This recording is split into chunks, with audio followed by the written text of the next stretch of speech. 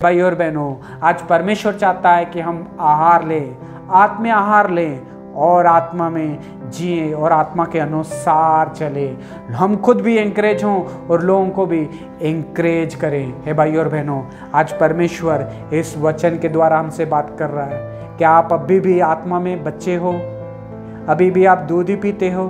तो आज परमेश्वर इस वचन के अनुसार बात कर रहा है। परमेश्वर चाहता है कि हमें 3 साल 4 साल तक ही बच्चा जो है दूध पीता है, उसके बाद में वो खाना खाता है। हमारे आत्मिक जीवन में भी हमें 1-2 साल तक ही लोगों को एंकरेज करने का मौका देना चाहिए, उसके बाद हमें लोगों को एंकरेज करना चाहिए। हे भाई और बहनों, आज परमेश्वर इस वचन के द्वारा हमसे बात कर रहा है। कुरिन्थियों में जब पौलुस आता है मंडली में आके, वो बहुत ही परेशान होता है, बहुत ही दुखी होता है और वो कहता है कि मैं तुमसे आत्मिक बातें नहीं कर सकता, आत्मिक बातें नहीं कर सकता हूँ, क्योंकि आत्मिक बातें तुम समझ ही नहीं सकते हो। क्योंकि तुम इसलिए नहीं समझ पाओगे क्योंकि तुम अब तक शरीर के अनुसार जी रहे हो, तुम में शरीर के काम हैं, इसलिए तुम आत्मिक बातें नहीं समझ पा रहे हो, इसलिए मैं तुमसे आत्मिक बातें नहीं कर पा रहा हूँ। हे भाई और बहनों, एक इंसान जब प्रभु में नहीं था, उसके जीवन में बहुत सारी चीजें थी,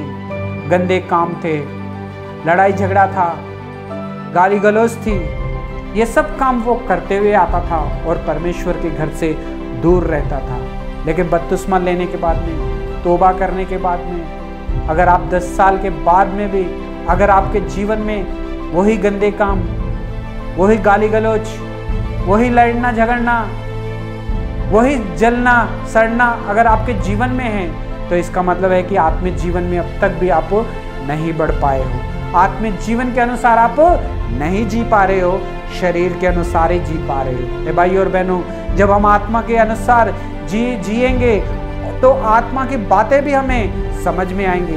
जब आत्मिक जीवन हमारे जीवन में रहेगा तो उसकी निशानी ये होगी कि हम सुबह उठ के प्रार्थना करेंगे। जब हम आत्मा के अनुसार जिएंगे तो उसकी निशानी ये होगी कि हम बाइबल पढ़ेंगे। जब हम आत्मा के जीवन के आत्मे के जीवन के अनुसार चल रहे हैं तो इसका मतलब ये होगा कि हम जो है आत्मिक जीवन में आगे बढ़ रहे हैं और हमें आत्मिक जीवन की बातें सारी समझ में आ रही है। हे भाई और बहनों, हम कॉटेज मीटिंग को आएंगे, संडे के दिन आएंगे, लोगों को एंकरेज करेंगे और परमेश्वर की महिमा करेंगे। अगर हम शरीर के अनुसार जिएंगे तो जितने भी लोग हमें वचन बोलेंगे कुछ समझ में नहीं आएगा, वही संडे के दिन भी छुट्टी करेंगे, कॉलेज मीटिंग में भी छुट्टी करेंगे, बाइबल भी नहीं पढ़ेंगे, वचन भी नहीं पढ़ेंगे, कुछ समझ में भी नहीं आएगा। हे भाइयों और बहनों, परमेश्वर हमारे जीवन में क्या चाहता है?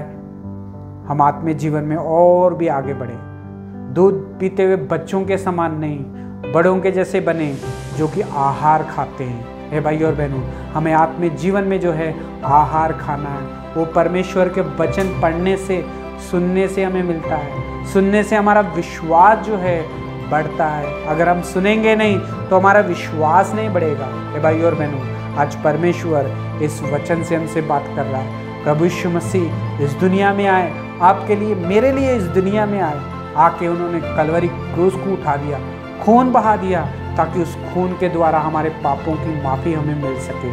और हमें पापों की जब माफ़ी मिल जाती है तो एक मंडली में आते हैं, और मंडली में जब हम आते हैं तो हमें जो है सेवक दिए जाते हैं जो हमें वचन सुनाते हैं और हमारे आत्मिक जीवन में बढ़ने के लिए सहायता और मदद करते हैं। लेकिन प्रभु यीशु मसीह के लहू से धुलने के बाद में भी, उद्धार पाने के बाद में भी हम चर्च में नहीं आते हैं, कॉटेज मीटिंग में नहीं आते हैं, तो इसका मतलब ये है कि हम अभी तक शरीर के अनुसार ही जी रहे हैं। हे भाई और बहनों, बहुत सारे मंडली में लोग थे जो कि आत्मा की बातों को नहीं समझ पा रहे थे। पौलुस ने यही कहता है कि मैं तुमसे आत्मिक बातें बहुत करना चाहता हूँ, लेकिन समझ नहीं पाओगे तुम लोग। क्यों? क्योंकि तुम अब तक शरीर के अनुसार ही जीते हो, अपना पुराना स्वभाव लेके ही अब तक जीते हो। लड़ाई झगड़े, गलत काम, गाली गलौज, ये सब कुछ तुम्हारे जीवन में है। लोगों से जलना, ये सारा जीवन तुम जी रहे हो। तुम आत्मा के अनुसार नहीं, शरीर के अनुसार जी रहे हो, इसलिए ये स्वभाव तुम्हारे अंदर है। जब तुम आत्मा के अनुसार जियोगे तो ये सारा स्वभाव तुम्हारे अंदर से चले जाएगा और आत्मा की बातें तुम्हें समझ में आ जाएगी।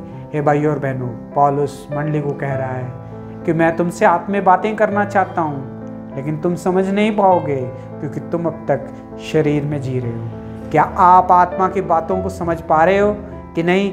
आज परमेश्वर इस वचन के द्वारा हमसे बात कर रहा है। God bless you.